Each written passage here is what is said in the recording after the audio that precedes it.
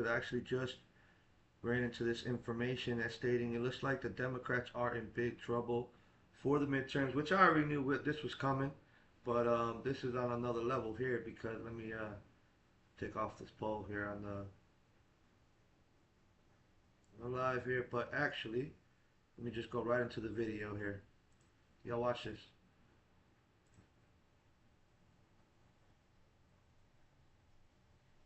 Ladies and gentlemen, as of this afternoon, the Democrats have just received what can frankly only be described as nightmare news. You see, the Democrats' entire political strategy pretty much entirely rests upon winning control of the House of Representatives come midterms right around 7 months from now.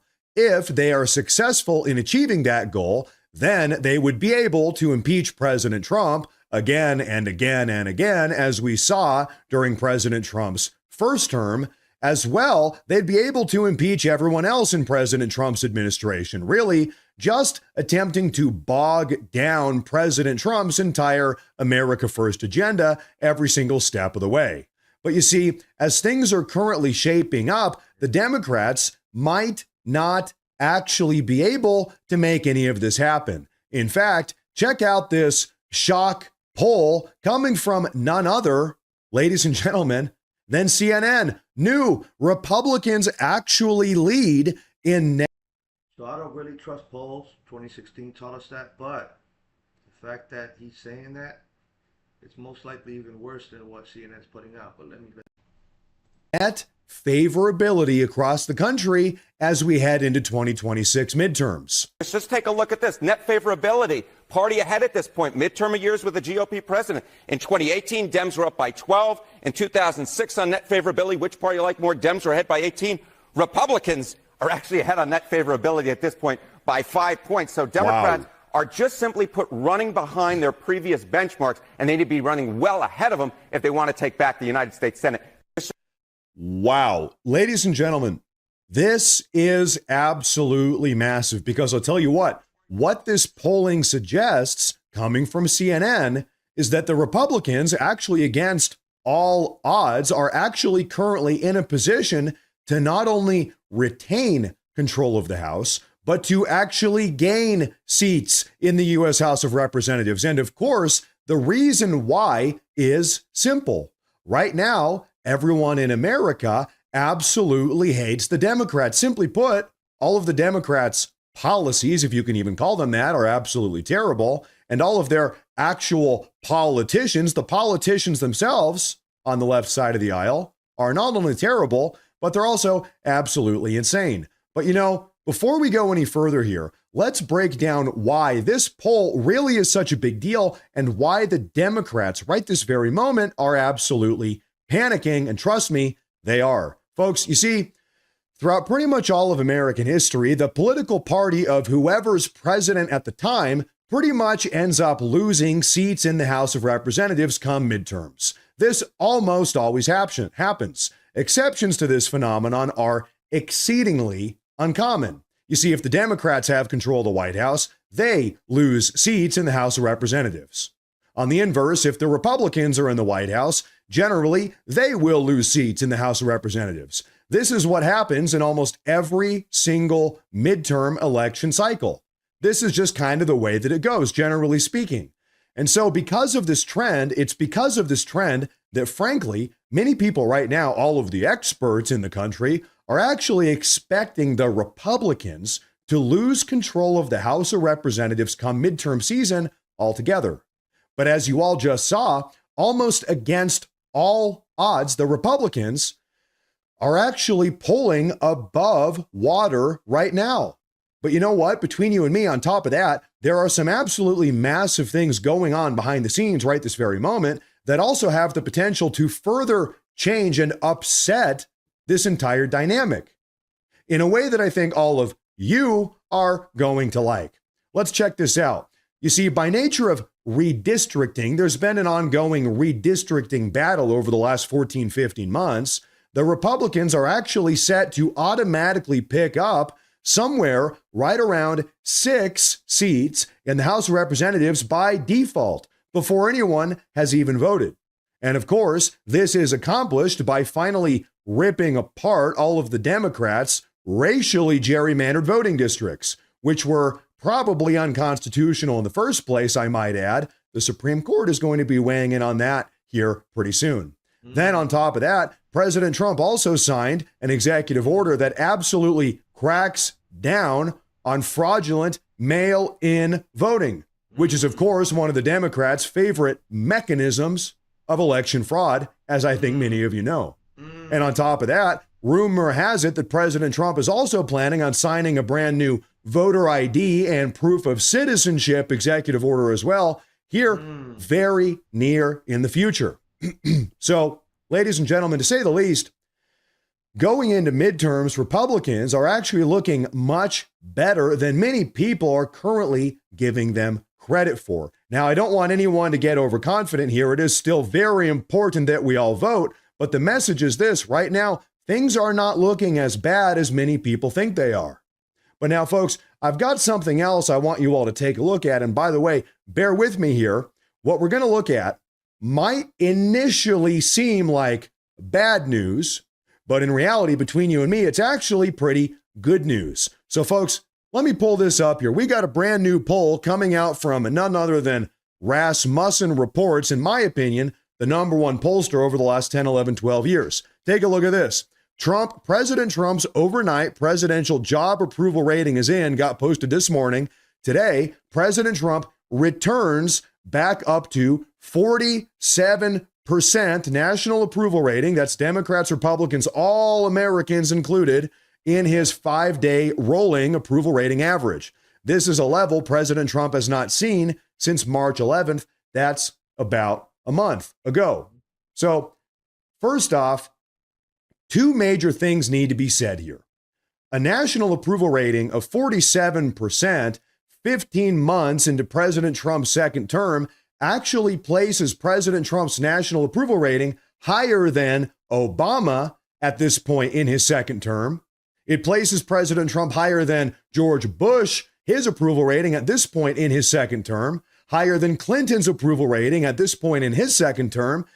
This proves my point that I be telling people, and I love the fact that I have all of this in my life because I have told people countless times. In my opinion, Trump has been a better president than Obama. Biden, oh, Kamala, we avoided her and Tim Walsh. They would have been a freaking wreck running the country. Bush, in my opinion, best president maybe since Reagan, if not better than Reagan. Like, that's just my opinion. I try to be as moderate as I can, but facts are facts, folks. The obvious is the obvious. 47% even places it places President Trump higher than George Bush, his approval rating at this point in his second term, higher than Clinton's approval rating at this point in his second term. 47% even places President Trump's national approval rating right now higher than Ronald Reagan's approval rating at this point in his second term. So we need to have that perspective here. But also, this is a... By the way, I watched a little bit of the video, but I didn't know that was what he was just about to say. I'm telling you, I just be saying things, and then these, information I'm watching, it says exactly what I just...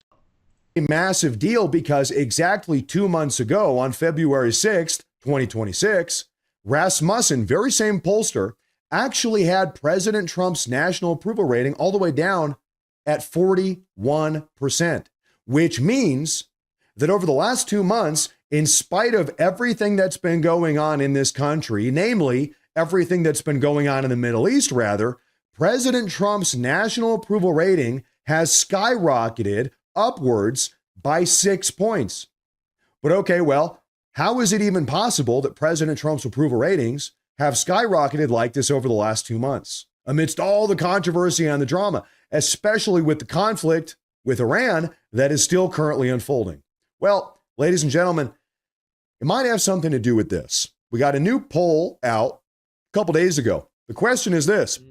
Same thing I've been saying, man. This war's going to last longer than 90 days. 3/4 of voters say the U.S. is winning the war with Iran right now. But people want to say that we're losing. Look, 76% of voters, 76, And I'm not the biggest fan of, polls and all that, but it may be even more favorable than that. And they're just putting his oh, goodness gracious. Let me keep watching.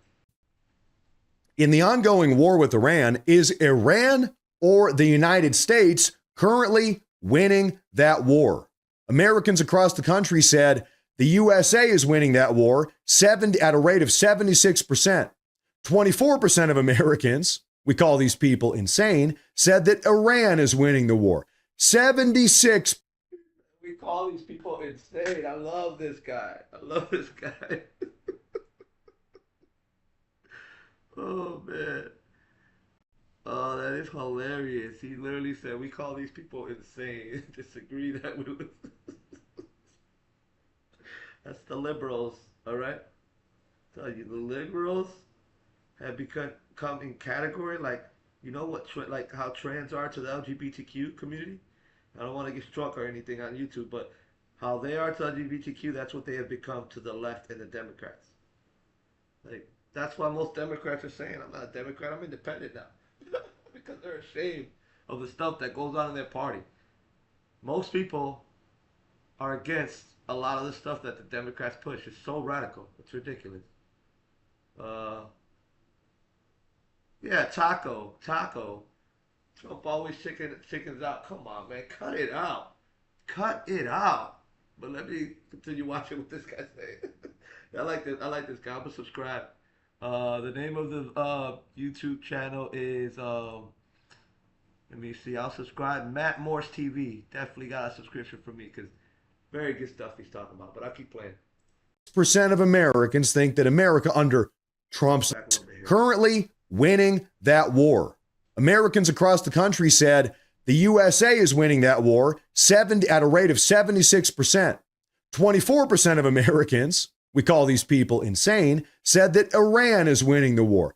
76% of Americans think that America under Trump's leadership is winning the war. This might have something to do with why President Trump's approval ratings have been skyrocketing over the last couple weeks, really over the last 2 months, up 6 points. And you know what? Thank God we are winning, because I want you to take a look at this update from President Trump himself from just earlier this morning.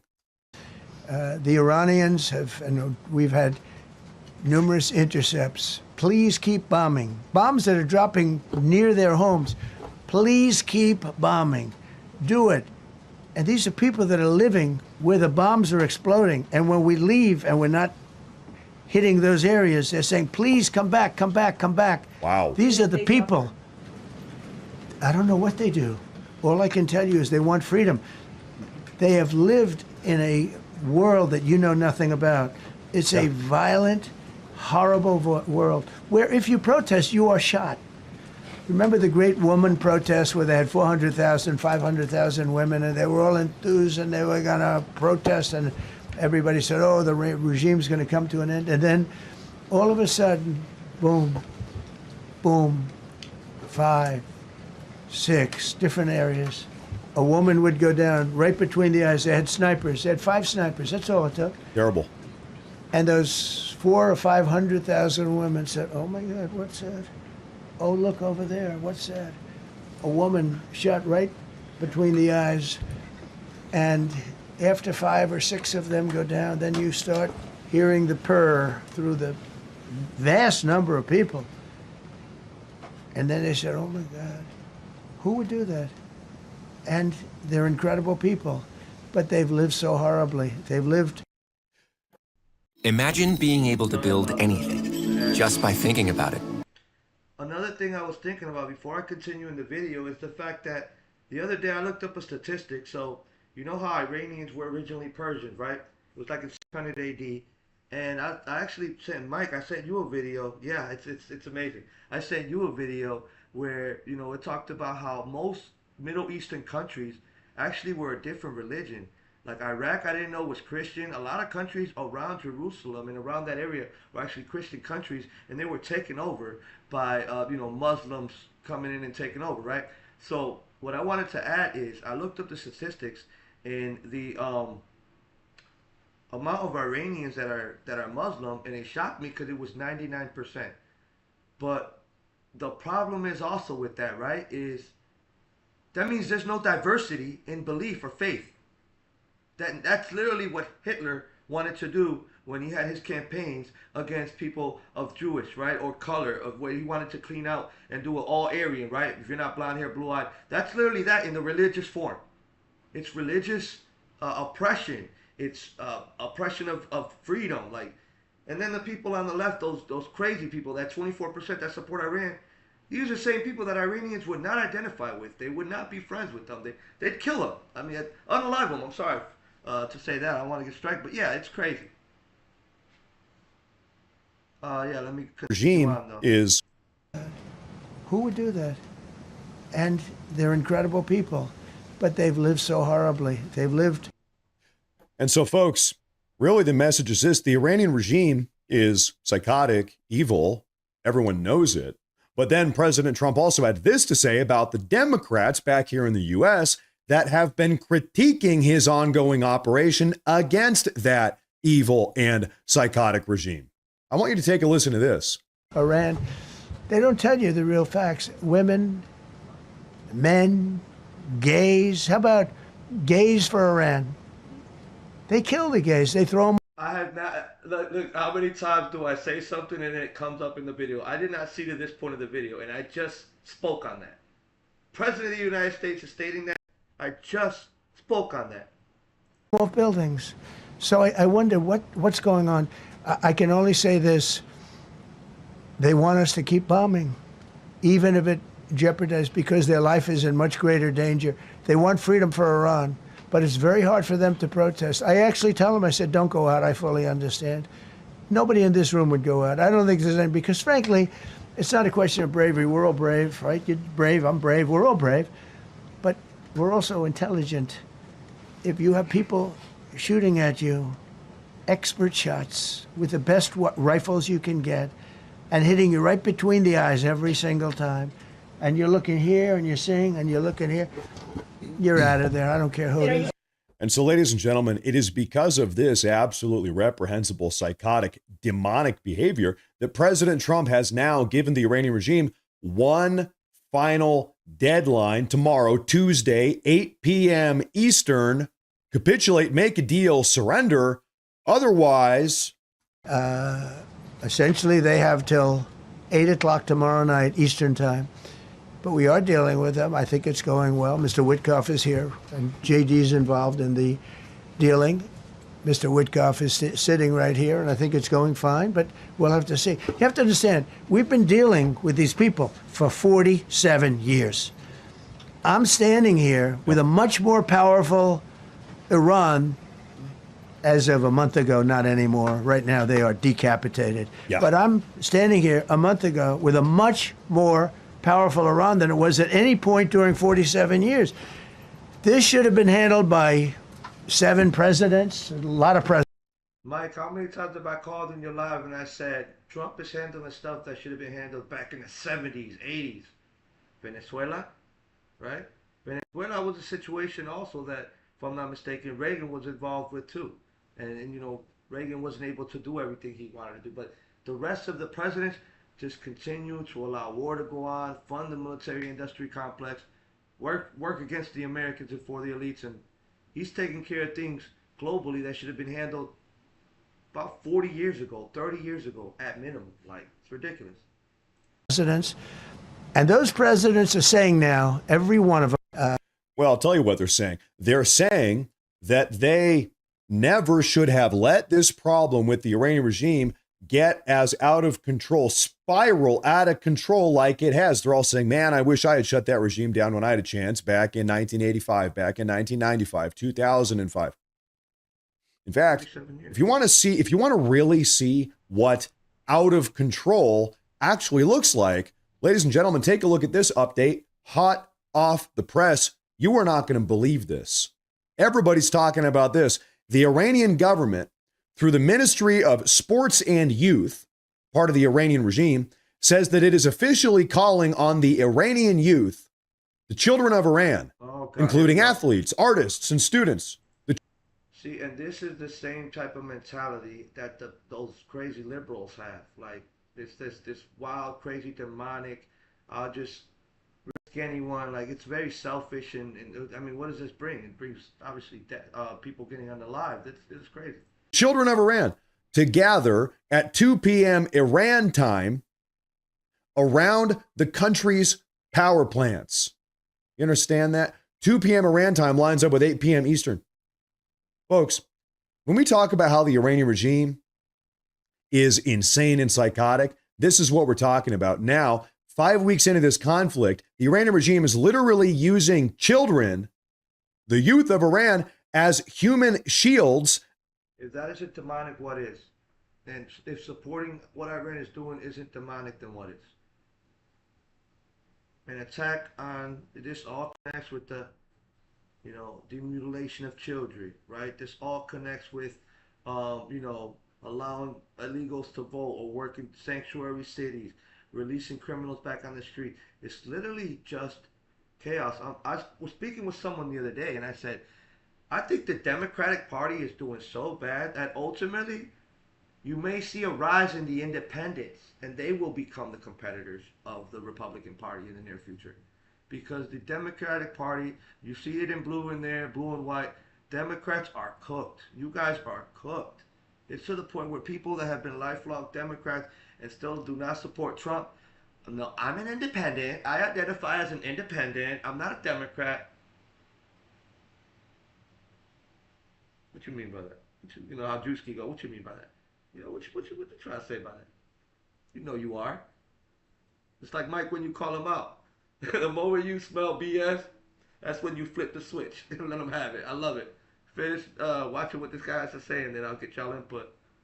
Against the upcoming U.S. airstrikes on the power plants. I kid you not. But still, the far left back here in America would have all of us believe that the Iranian regime, well, they're trying to tell us that they're the good guys, that the Iranian regime, they're really the good guys here. Absolutely insane. Now they're using human shields, child shields. And we saw last week that the Iranian regime is now recruiting 12-year-olds to join their military ranks. Now they're using children as child human shields. So, folks, thank God that we finally have President Trump, a president with an actual backbone and a brain back in the White House.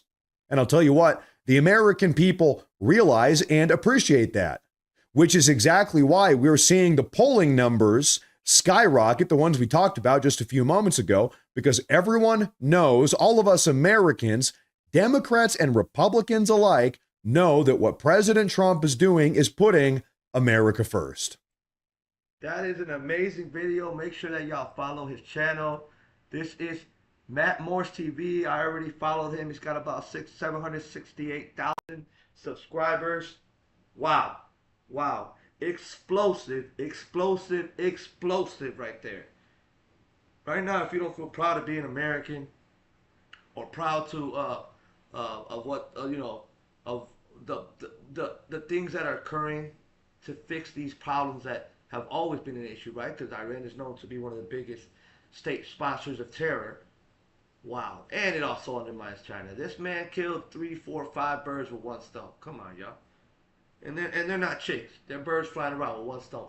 One stone just, guess he boomeranged all the birds, huh? That's amazing. I want to put another video on, continue on with what I was stating. Our country is winning again. In fact, we're winning so much that we really don't know what to do about it. People are asking me, please, please, please, Mr. President, we're winning too much. We can't take it anymore. We're not used to winning in our country. Until you came along, we're just always losing, but now we're winning too much. And I say, no, no, no, you're going to win again. You're going to win big. You're going to win bigger than ever. Our country. This is definitely a big win. The great thing of the fact that let me get the screen capture out here. The fact that people have the nerve to try and say that we're not winning this war. Like if and those 24% of them, yeah, exactly. Those 24% of Americans that believe that we're not winning the war with Iran. you're Looney Tunes. You know, you're living in delusion. Stop watching CNN. Stop watching MSNBC. Stop watching only left leaning.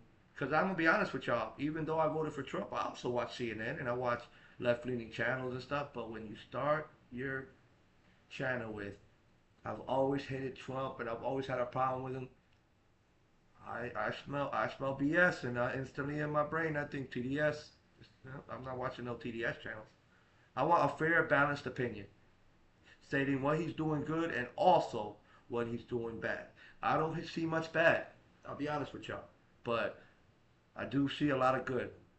Americans 11% on average higher tax returns. Jobs are coming back to America. I mean,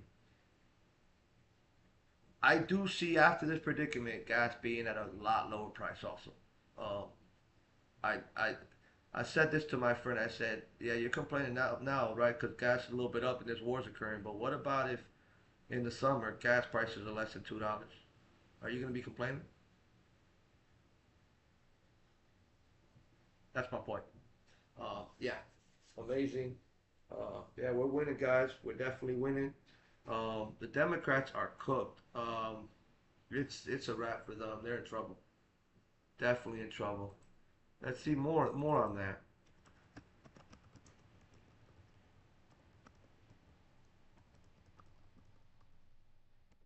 I had a live plan with someone, but he wasn't. I mean, didn't. I don't know what happened. Maybe something occurred. I hope he didn't have an emergency or anything. But so I want to see the most recent here. Let me do that. Let's do today.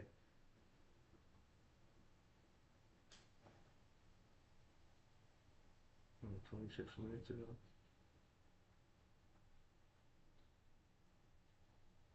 This is interesting. About a 20-minute video about 2 hours ago. I do like election maps and watching those type of videos. Let's see this. Planning to publish your book? You could reach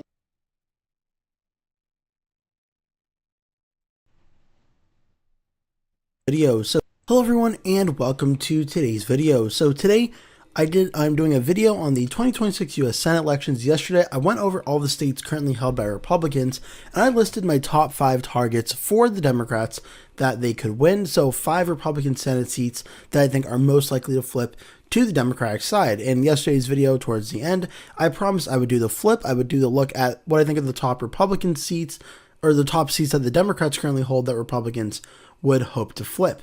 So for this video, like I said in the last one, some popular Senate races that we've talked about in past videos like North Carolina or Maine or Ohio or Alaska or Texas are not going to be discussed in this video, as those are Republican seats that Democrats are seeking to flip. This video is going to be on the top 3 to 4 Democratic held Senate seats that Republicans are looking to try and flip.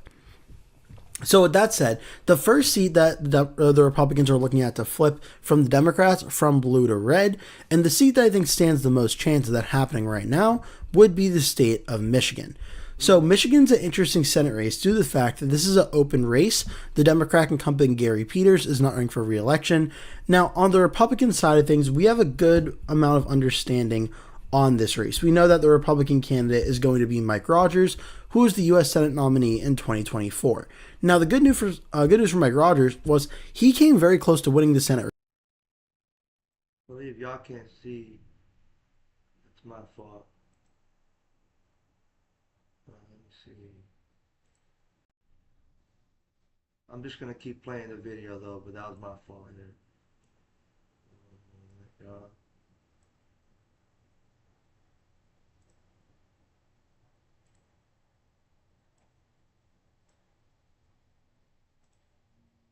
Race in 2024. He got 48.3% of the vote against the Democrat Elisa Slotkin in that 2024 race. Now, not to be all doom and gloom on the Republican chances, but that was also in 2024 with Donald Trump running at the top of the ticket, where he won the state of Michigan by about 1.5%.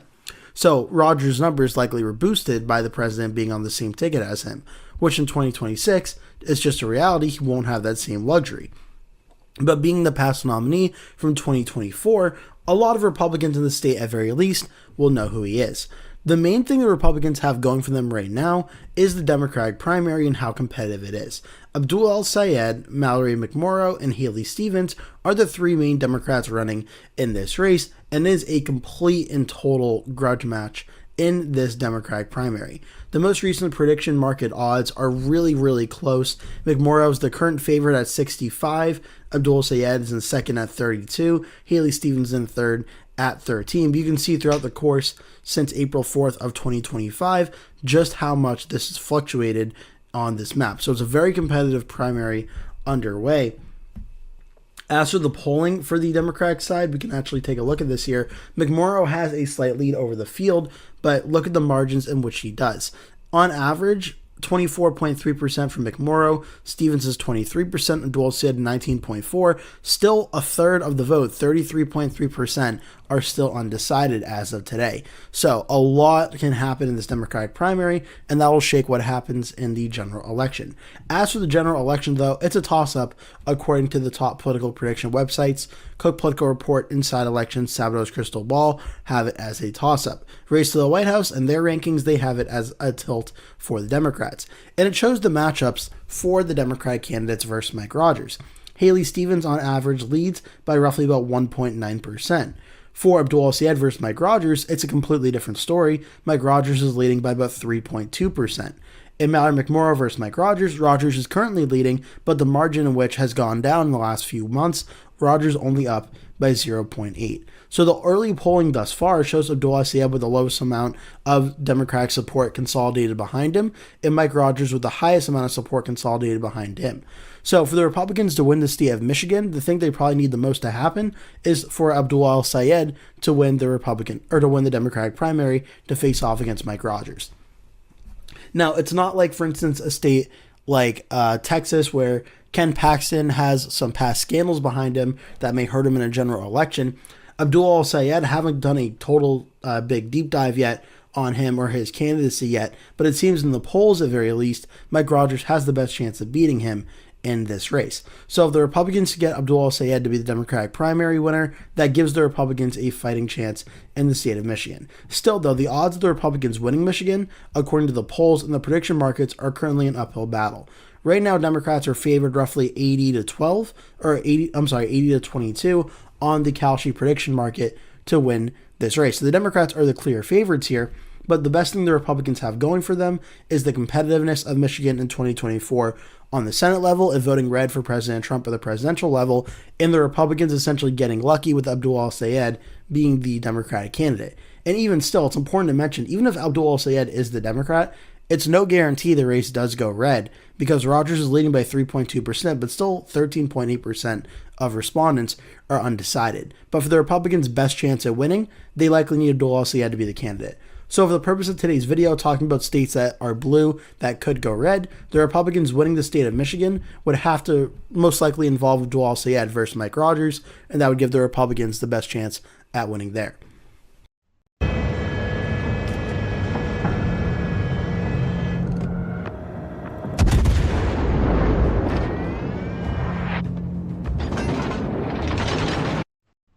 So that's the first state. The second state that I want to talk about is the most likely flip would then be the state of Georgia. Now, Georgia is one that looked like it could be a real Republican flip, honestly, about a year ago. And this is going to be Democrat U.S. Senator Jon Ossoff. And at the time, it was looking like current governor of Georgia, Brian Kemp, was looking like a possible Republican Senate candidate. And the Republicans were leading in the odds roughly until Brian Kemp announced he would not be running. And then the odds very quickly went in Jon Ossoff's favor, as obviously they should. The thing Republicans have going for them in this race and trying to talk up could Republicans win is that Georgia's been very... but with voter ID and the SAFE Act is going to help with a lot. I feel like it might be a red wave for the midterm again. We already said 76% of Americans favor the war in Iran, and well, not so much favor, but feel as though we're winning the war in Iran. So competitive at both the governor, Senate, and presidential level. Well, let's go on to something else. This is very in deep. And what's up, Waffle? Watch the beginning of the live. I put on some explosive stuff It's pretty big. I mean, I had the plans to do the live with my friend, but honestly, right when start time came, I don't know if he had stage fright or something came up, but or maybe technical difficulties, but we never linked up for that live. But I honestly came on and did this one, which the last video was pretty dope. It's pretty cool, so I would recommend you check it out. Very interesting. Very interesting. The first part of the video. Let me see what else we got here. Oh, let's see what's going on with this situation. Yeah, get these new numbers. The median rent in I recommend you guys subscribe. I'm a big fan of this guy. I don't know how I'm not subscribed yet. Well, this is my personal channel, but Cash Jordan. This is his channel. He does a lot of very interesting things, covering Mamdani, New York. Obviously, you see he covers everything that's going on with politics and all that, but he doesn't sugarcoat anything. He gets right to the point. So let's see what he's talking about. Yeah, get these new numbers. The median rent in Manhattan rose to $5,000 a month in February, and y'all heard that? The median rent in Manhattan went up to $5,000. Hey, Mike, you remember I predicted this? You keep asking me about Mondami, and every time my response is, "Oh, he's gonna destroy New York." Here we are. Here we are. Just let time go by, and you'll see how he's destroying New York City, right? Brooklyn, 4,296. Yep, New York City broke another record, but it's not a good one because not only are rents here the highest they've ever been, they're surging at a time when rents in other parts of the country are declining. But don't worry, New York's got a new communist mayor, and he's got a plan to fix everything by erasing what's left of the middle class. The median monthly rent in Manhattan has now hit $5,000. In Brooklyn, it's nearly $4,300. Make sure y'all follow and subscribe this guy's channel, Cash Jordan. He doesn't sugarcoat anything, so please, I'm sorry for pausing the video, but make sure you like and subscribe to Cash Jordan. He kind of like a Nick Shirley in a sense, but he just does his own videos covering all the crazy stuff going on in New York and in the world too, right? But make sure you guys like and follow that guy. He's great. But then if you ask New Yorkers, they do not need a report to tell them that. We'd been in a walk-up in Brooklyn for 4 years and rent wasn't increasing so much, so we stayed there longer than we probably should have. This is an untenable situation. So today we are announcing... You remember too, a bunch of millionaires left New York, a bunch of the wealthy people left New York because they knew it was coming. They knew what was coming with Mondami. You think you're going to get socialism without a bunch of taxes? It ain't free. You're going to pay one way or the other. And now they're paying more rent and taxes. I'm sorry to laugh at the situation, but I'm laughing because we warned y'all. We told y'all this is what was going to happen in New York. You put Mamdani in. All those lies, he was talking about free buses. Ain't no free buses. Cut it out. That we will be taking action, stepping in to represent the interests of the city and the interests of the tenants and say once and for all who this government will be fighting for. Look at communist flags in New York City. Look at where we are at, people. Let me put on my my camera too, so y'all can see my reactions, and also we could cover all of it. I mean, I don't get like a strike, I don't know, a copyright or something, but anyways, let me okay, here we go, that's why. But yeah, let me wow, communist flags in New York City. You see that? That's communist flags, y'all. Like, this is what's going on in New York. Ridiculous.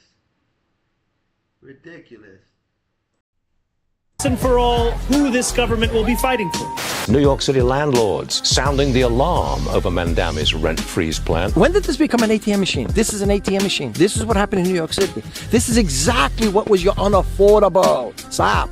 Right now, there are thousands of units that are not being rented out because it no longer makes financial sense. It's called warehousing. And what landlords are telling me is that if this rent freeze goes into effect, thousands more units will be taken off the market, which means everything that is remaining goes up in price. So you see that rent freeze? That rent freeze is just a trap. And that's what we're trying to tell y'all. The government takes over the property. And ultimately, you get socialism. Yeah, you're going to get more comfort from it, I guess, in some ways, maybe. But you're ultimately going to lose your financial freedom. That's not what America's about. That's not what capitalism about. is about. And that's why I support capitalism. Let me do this too, so that then I can just do it like this in my video. Sorry, y'all. I'm still getting familiarized with using this Streamlabs, and Mike put me on doing the certain things I can do on Streamlabs. But yeah, I'll continue the video. Sorry for going out, but I just want to make those points. Waffle in the house. We got Endeavor in the house. We got Mike in the house. Appreciate y'all for stopping by. It's love.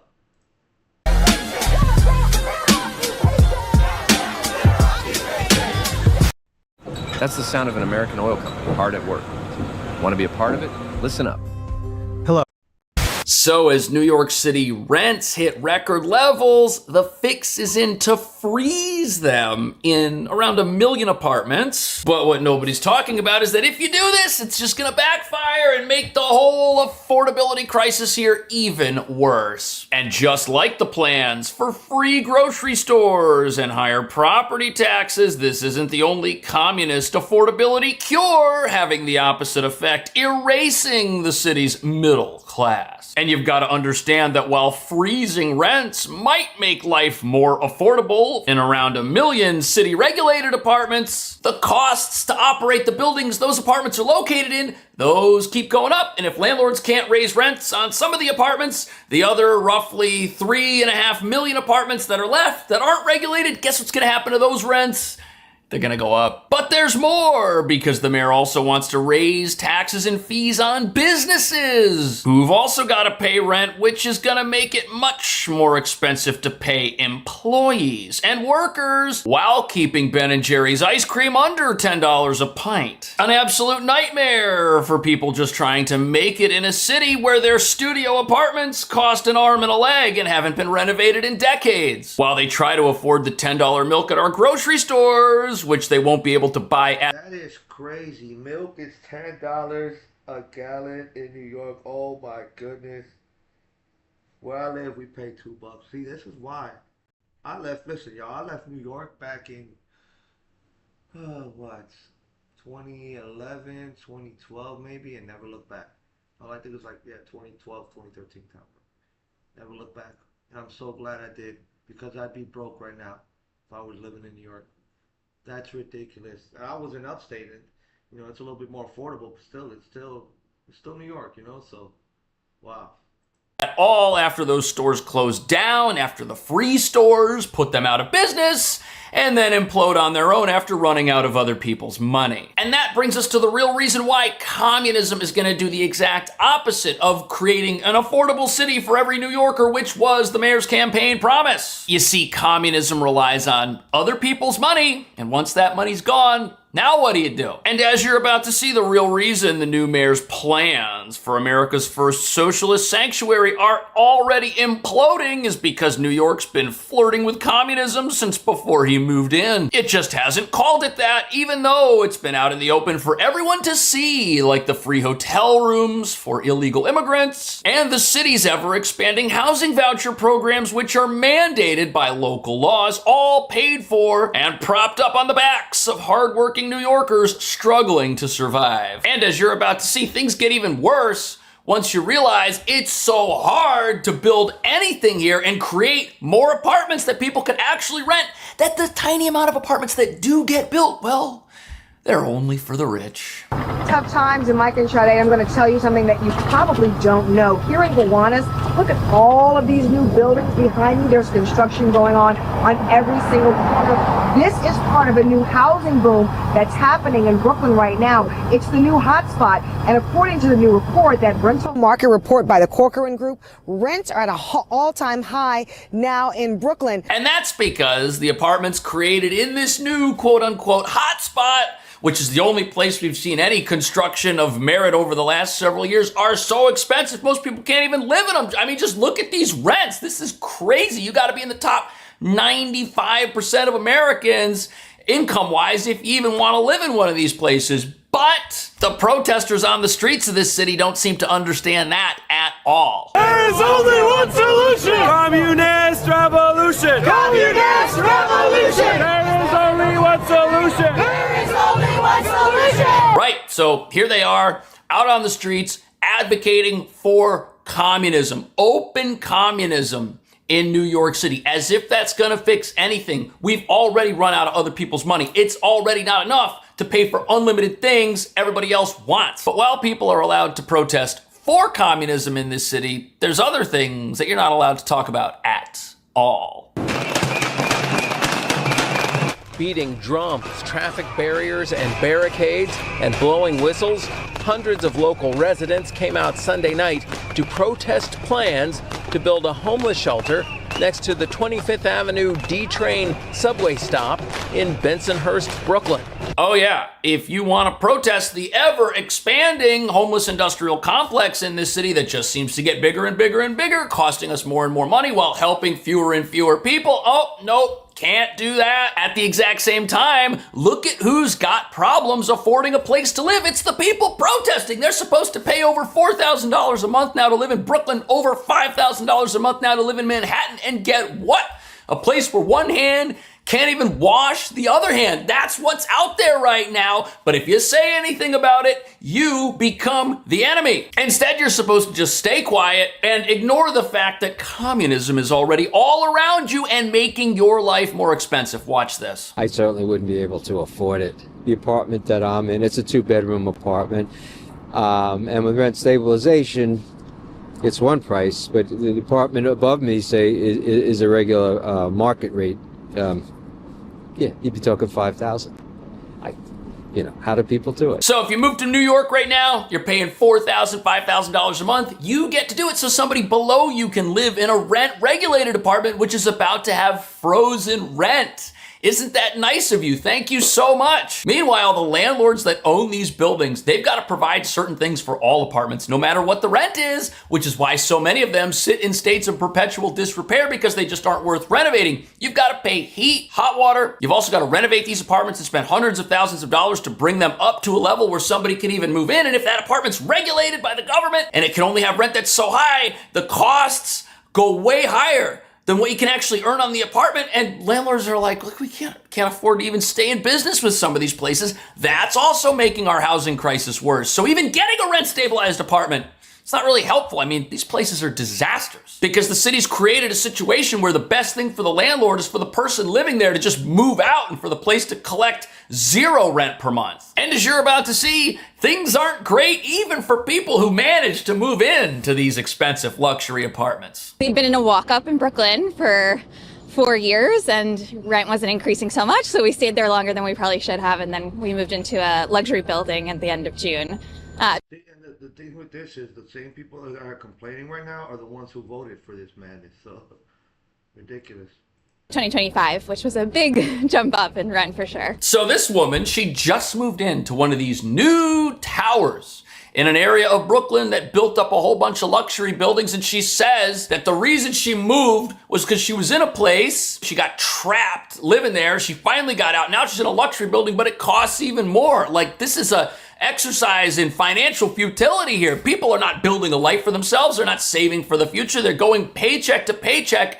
Even while paying rent, most of the country could never even afford to live with roommates. This leaves most New Yorkers who are middle and working class completely in the dust, and it's erasing them and their future because they don't have a viable housing option. If your family expands and you're paying $5,000 a month to live with roommates, or perhaps you live by yourself in one of these 1-bedroom apartments that cost that much, good luck finding a 2-bedroom or a 3-bedroom. Your rent is gonna double or triple. And this is happening in places like Brooklyn where the median income is $81,000 per year. People do not have a home to move into. They're either trapped where they are, or if they do manage to move and life changes, they have to leave the city and take their income with them. Opening up another 1-bedroom apartment for somebody who's gonna be here for a few years and then do the exact same thing. This is not creating a sustainable city. This is not creating an affordable city for everyone. Yet while we've got communist protesters roaming the streets, and while we've got a mayor who talks about taking down these landlords and making sure that tenants are protected, nobody wants to hear from the landlords at all. Nobody wants to hear from them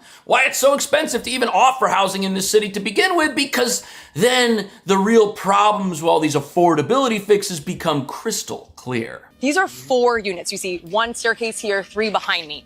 Back in 2017, when this was built, the property taxes for just 1 unit right here was nearly $25,000. Wow. Now, 8 years later, it's up to $44,000. You've seen a 44% increase in property taxes alone. Rent obviously hasn't gone up 44%. Landlords say this is all because of New York City government making the problem worse, and they fear it's only going to get to be a bigger problem. Of course, because the mayor said he wants to come out and either tax the millionaires that own these buildings more or raise property taxes on these buildings. Of course, it's only going to get worse. And here's the problem nobody wants to talk about. There's only so much money you can get for an apartment that is a certain size. If only one person can live there, its earnings potential are capped by its physical constraints. You can't just build apartments that can bring in $10,000, $20,000, $30,000 a month in these places, because that's what it's going to take for the landlord to be able to stay in business. At the same time, that's not affordable for anybody. What an absolute disaster. But hey, this is the situation that we've created in New York. This is the situation that's forcing out families and middle-income residents, because after they pay their rent, they got to go to the grocery store and they got to buy the groceries. And even if we end up with free grocery stores, eventually the taxes are going to be so high to afford the free groceries that nobody's going to be able to afford anything here. Everyone's going to be just broke, walking around, waiting for somebody to give them something. That is communism 101 for you. When did this become an ATM machine? Or an open checkbook? When do you get an open checkbook that you can write on any time, hey, we're going to increase it again. Hey, we're going to increase it again. This is an ATM machine. Yeah. This is what happened in New York City. This is exactly what was your unaffordable. Stop. This is what it is.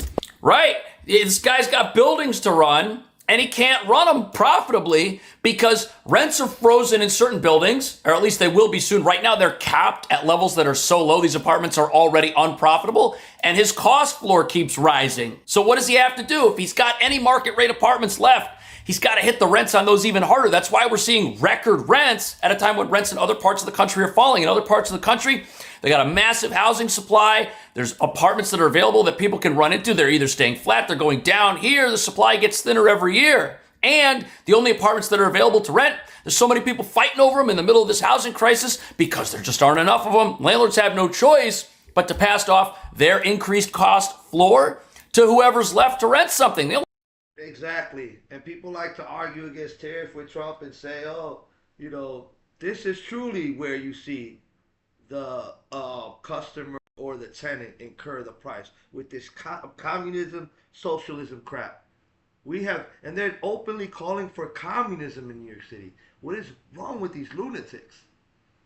We need one person to pay $6,000 for a one bedroom, and if that person's out there, even though this is a bad situation for everybody, it's the situation that has to exist if New York wants to have all the free programs, you see. Meanwhile, it's the landlord's fault if the apartments don't justify fixing, or if the landlord's so broke he doesn't have the money to fix the apartments. Look at this. Yeah, because Mamdani, with that rent freeze, his goal is to, he already said what he'll do. When the tenant doesn't take care of it, what the city does is they'll go in and they'll rent freeze him and they'll take ownership of the property, right? And then now, so it's just government overreach, pretty much. Like the government's not supposed to be able to take, you know, your property unless it's, you know, foreclosed, or, you know, the bank takes it, actually, not the government. So I mean, it's ridiculous, the plans this man is trying to put in place.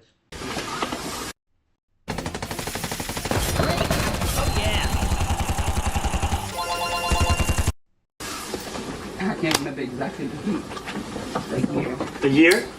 More than years. Mayor Zohran Mamdani inspecting broken floor tiles in an apartment on Clarkson Avenue in Prospect Lefferts Gardens, getting a first-hand look at the deteriorating conditions, from an eroding bathtub surface to a rust-covered, corroded bathroom pipe and red paint splashed about. And you told the landlord about this? Yes. And what was the response?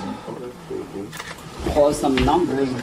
Okay, my first problem with this is who put the red paint on the wall? Did the landlord walk in and put the red paint on the wall? We don't know. Some of what you see in these apartments could definitely be the fault of the renter. But the other problem is, where does the landlord get the money to fix these apartments? They get it from the rent that people pay. And if their rent is capped, because you've got some buildings where all the apartments are stabilized, if the building can't earn enough money to meet the landlord's taxes and fuel costs and heating and repairs, he's not going to have money to send people over to these apartments, tear them apart, and fix them up, which is what needs to happen. So we've created a situation of freebies that has actually destroyed prosperity and taken away the future homes of people who are living in them right now and don't understand why this situation even exists in the first place. It's sad, but we've been taught that capitalism's the enemy in New York. We've been taught that anybody who earns money is the enemy. We've been taught that, if landlords make money off you because you live somewhere, you're not living the American dream, you're trapped, they should be punished. But this is what punishment looks like. It's punishment that everybody experiences at once. Resident. Thank you. And that's what happens, right? That's what happens. This is like the same thing that I can connect with the voters, the Safe Act. People are complaining, which is a true argument, that there will be people that are not able to vote because they're married or for whatever reason, they can't access their birth certificate, whatever the reason is. But ultimately, this is what happens when people take advantage or cheat in the system. The system, no matter who it disenfranchises, and that's what that's called, it will tighten up to where it will verify that only American citizens will be able to vote. And that's the big deal with the SAFE Act. That's the only way. And like he said, it's like the saying, right, that you hear all the time, that's why we can't have nice things, right? You know what I'm saying? Like, yeah, the property taxes for one building have got to be ridiculous, but I'll let him continue on. In this same building and in others owned by the landlord Pinnacle Realty say they've experienced similar conditions, from leaking bathroom ceilings to moldy drywall. Tenant unions rallying in response, demanding stronger tenant protections. On his first day in office, Mamdani made his first major policy announcement. Okay, so look, we got these signs right here. All these apartments that are falling apart, these are all the rent stabilized apartments. The apartments that are $5,000, $6,000 a month, those are the brand new luxury buildings. Those are the nice places for the elite of the world to move into. But the places that average people can afford are falling apart and destroyed, and they don't understand why. It's because we don't have a free market when it comes to housing here. We've got a market for people who are so rich that it doesn't matter, or that they're willing to live with a whole bunch of roommates just to get something that is, I guess you could say, nicer. But the problem here is there's no more room for the middle class. Where are they going to go? If you don't have a rent stabilized apartment already, there's no way to get one. These places are all taken. And even if you could get one, it's going to look like what we're seeing in this video. He's right, though. This is an attack on the middle class. It's going to attack. Socialism would kill the middle class because it's you're only going to make just enough to just get by. You're only going to make just enough to pay your bills and maybe save a few bucks. And then where goes your entertainment, your travel? You know, what if your car breaks down? Today's average American middle class, they're one emergency away from being broke, or being under, in debt, or having to declare bankruptcy because it's just too much over their head, right? But yeah, it's crazy, like the situation in New York. It's just pricing out the middle class. Signing 3 executive orders aimed at protecting tenants and fast-tracking housing across the city. He said this building, along with 92 others owned by the same landlord, is currently in bankruptcy proceedings and set to be auctioned off to a new owner, one who also ranks among the city's worst landlords. Okay, but the building's bankrupt. Like, why aren't we wondering why in a city where average rents are $5,000 a month, this place is bankrupt and the apartments look like this? Because these apartments don't earn market rate. These apartments earn what the government allows them to earn. That's why they're a disaster. That's why they're making the lives of people miserable. That's why the middle class here is absolutely trapped. If you live in one of these apartments right now, it's all you're going to get. If you move out of that apartment, you're not going to be able to get into something that's $5,000 a month unless your income justifies that. If your income... You see that from 06 to 2023, median rents in New York have went up 90%. Oh my goodness. So if they're paying $4,000 back in 2006, they were paying roughly about maybe $1,800 or $1,900. What the heck is going on here? Obviously, inflation has to play to that, but it's just bad policy too. It's also bad policy and corruption and fraud. And it's an attack on the middle class. That's really where we're at right now, folks. And I'll tell y'all something. I know about disparity between born rich because I was born in Connecticut. Connecticut is the state with the biggest disparity between poor and rich, and this is what we're seeing occurring throughout the United States, especially in New York City. This is ridiculous.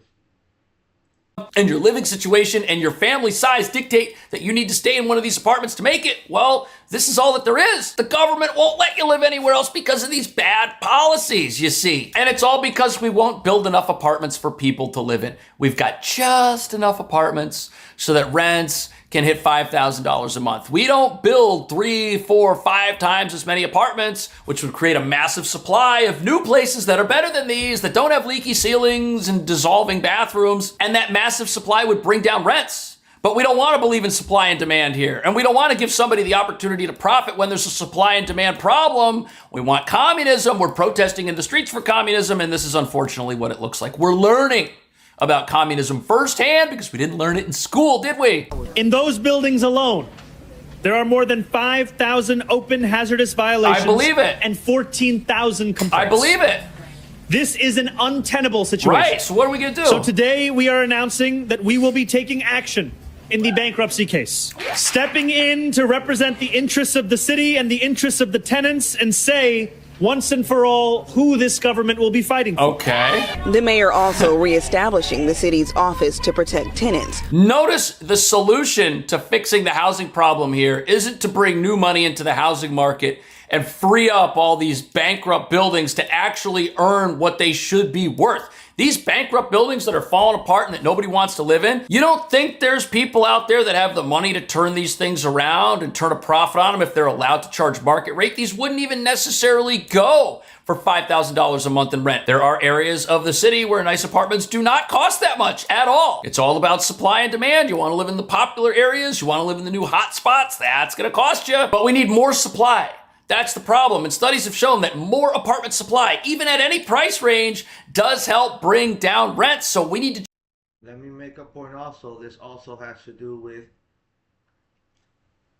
illegal immigration or undocumented immigrants renting those locations. That's one more person that, especially when they're living off of, especially if somehow they're getting fraudulently Section 8 or any type of welfare assistance to get that apartment, that's another middle class person that can't live in that apartment. It's ridiculous. Just pump this market full of places for people to move into. We've got to get people who live in these disgusting, debilitated apartments another place over here that they can say, you know what, I don't want to live like this anymore. I'm going over here because this is better. They don't have that. That's not there. And because that's not there, they're stuck here. That's what we're looking at. What do you think about that? Is communism trapping people? Are New Yorkers finding out right now that they voted for exactly what they're getting? Let me know. I will see you in the next video. Interesting video. Bookkeeping business owners. The biggest thing that gets me about that video is the fact that is a simple fact that people are walking around in New York with communist flags as if socialism or communism is the fix. It's not the fix. Communism is not going to fix the problem. Socialism is not going to fix the problem. I do agree that there needs to be some type of reform, but I mean, New York was more. My argument in this sense is that New York is not better off with more taxes or higher rents. It's literally going to price out the average middle class New Yorker. He already said it that New Yorkers on average make about $80,000 a year. How can you live in New York on $80,000 a year when your rent is $4,000? Let's do the math, right? So $4,000 rent by 12 months, right? That's $48,000. That's literally half of your money is gone, more than half, to rent. And then if you add taxes that you got to pay to the city of New York, the state of New York, and also the U.S. government, when you add groceries and transportation, it gets ridiculous.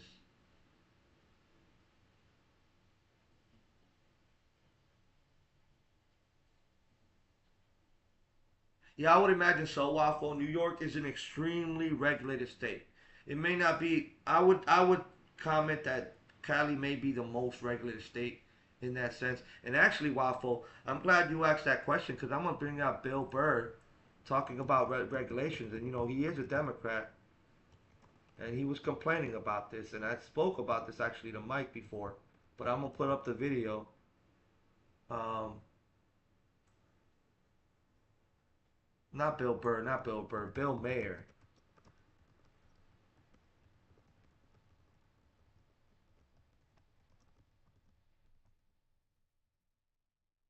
Here we go. Check this out. I've been telling Democrats for years the Republicans are going to steal pot from you as an issue. And now Trump says, we're looking at reclassification and we'll make a determination. What'd you expect? No, that's not what I was looking for, but interesting. On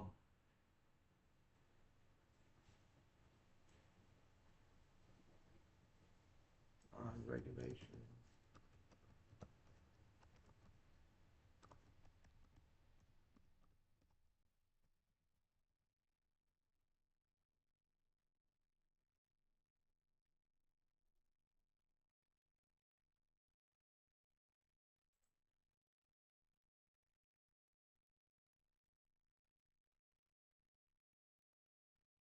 Well, pretty much he was complaining about like how they taxed them, how in California if you're doing an adjustment to your house, they'll tax you for doing that adjustment even more.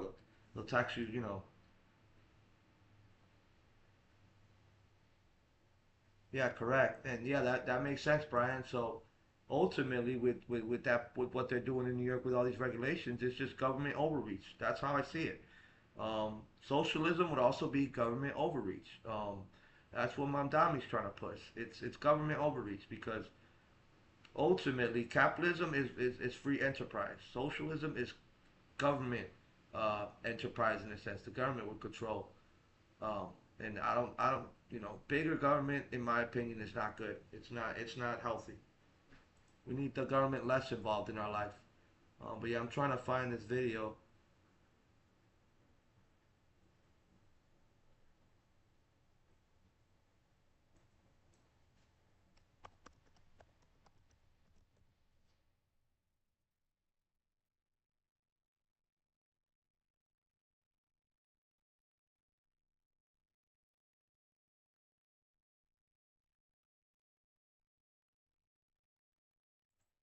Still trying to search it.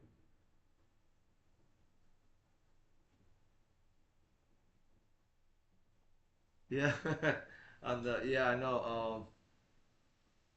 On the weed thing, yeah, I just came on that, but I mean, it's like I continue to say that every time that the Democrats go back and forth with someone on the right, they just end up proving our point. Even the one caller that called into Mike's Live and was like, well, it's not that big of an issue, but only about 15 people voted illegally. Yeah, you're proving our point. There's people voting illegally. Period. Point blank period. Period. And every time someone votes illegally, that's taking one vote away from someone. So, listen, if the SAVE Act passed, people have more than enough time to go and get their documentation, get stuff mailed in. It's not that hard to get your birth certificate. It's not that hard to prove that you're an American citizen. It's not that hard to get documentation. Obviously, the complaint about the SAVE Act is because they want the people that are voting illegally will not be able to do it again. And also, I disagree with absentee voting too because people can vote. You're not home. Ballot comes to the house. Anyone could vote. A kid could grab the absentee ballot and go, "I'll vote for this," and put it back in the ballot and say, I mean, what type of security is that for voting? I mean, it's ridiculous. It's a joke. And then on top of that, there's a whole process with that too. What if your vote gets lost in the mail? That does happen. Things occur, right? So now your vote never happened. But when you go to a voting station, right? You present your ID, prove your citizenship with your birth certificate. You go and you vote. Everything is secured. And this is the reason that I said earlier. These things happen because you can't have nice things. That's why we can't have nice things. Because people cheat. People break the rules. That's why and when people break the rules, others can be punished. I'm not saying that I don't feel for those individuals that are not able to prove their identity, but in my opinion, it's not that hard to prove your identity if you're an American citizen, even if you have name change. I'd imagine there'd be some type of affidavit. Actually, Caroline Levitt spoke on it. She said that is a complete fallacy that women whose names were changed and all that cannot vote. So on that fact, I think that individual's incorrect. I was going back and forth with Mike because there's no Caroline Levitt already spoke on that. So, but yeah, I'm about to slide out. I just wanted y'all to see what was going on.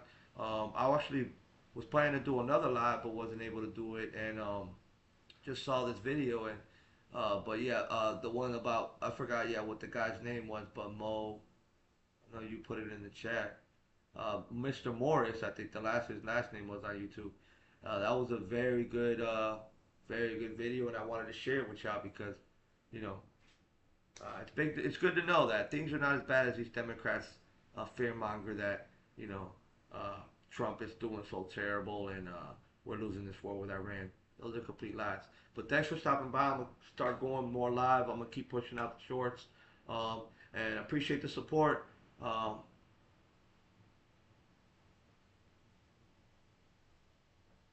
Yeah, exactly, Waffle. That's exactly it. Excuse me if it, you know, I know that sometimes the chats take some time to come in, but yeah, that's exactly it. If you didn't see the whole video of my live today, you know, it's gonna be posted in my YouTube channel. So please like, comment, subscribe, watch the whole video. I'm just in here feeding you guys truth. Happy Sunday, and